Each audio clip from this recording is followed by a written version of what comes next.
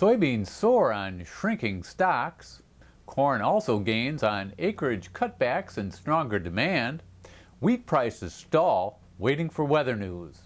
These stories and more are ahead on this week's edition of The Buzz.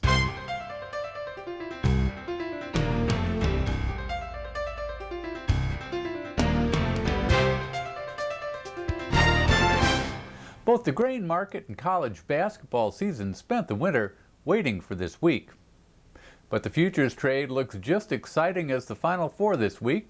Indeed, farmers had to be mostly encouraged with crop prices in the wake of USDA's key March 31st reports.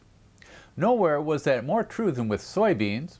The government's estimate of March 1st stocks was a little more than expected, but only by a few bushels. And it was actually tighter than a year ago when futures soared in the wake of the 2012 drought. Strong exports and crush show no signs of stopping yet, and that means higher prices are necessary to discourage demand and encourage imports in early harvest of 2014 soybeans in southern areas. May futures soared to new contract highs in the wake of the reports, taking aim at resistance today on the nearby chart around 1490. Fundamentals suggest potential for an explosion at some point, though seasonal trends put this blow-off top more in the summertime frame. At least that's what's happened in past bull markets on average. While the old crop-new crop spread continues to widen, it pulled November futures past $12 today above their long-term bearish channel and just shy of a 50% retracement of the sell-off from contract highs after the 2012 drought. Fundamentals suggest potential to 13, but that seems like more of a weather rally target right now. USDA said farmers want to plant just under 81.5 million acres this spring, an all-time record. Though that was 1.4 million less than we found in our crop survey, it could still produce a crop of more than 3.5 billion bushels with normal yields, doubling carryout. That could ultimately take prices down towards $10 a bushel, an unprofitable level for most growers, even with rising demand. Soybeans weren't the only game in town this week, of course.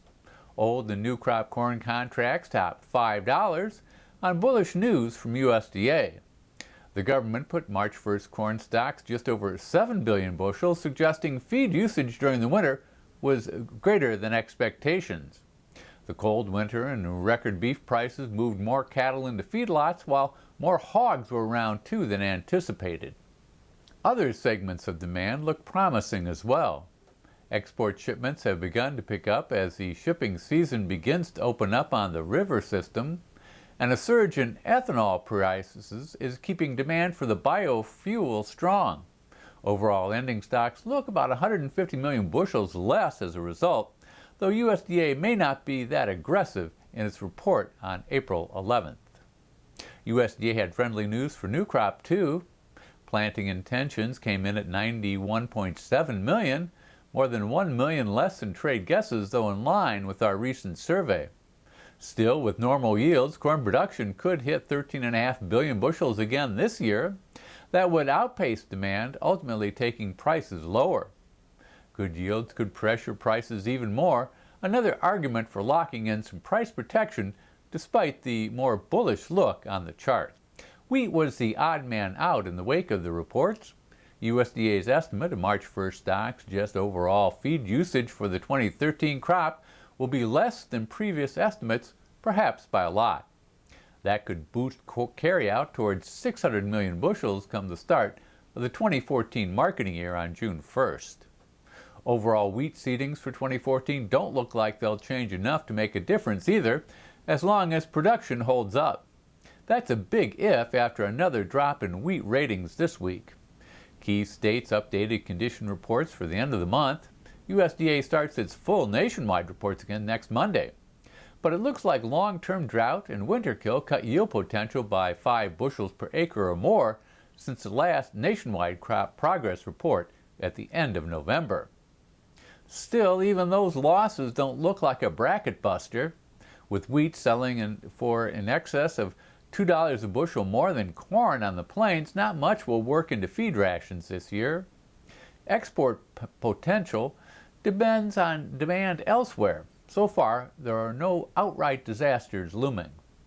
Here in the U.S., the hard-red winter wheat crop could get some moisture this week, while forecasts for April, updated on Monday, don't look especially threatening. While the long-term prognosis for wheat is better into 2015, the clock is starting to tick on the good rally prices enjoyed over the winter. We'll have more on the weather outlook in our special spring webinar April 7th. There's still time to sign up.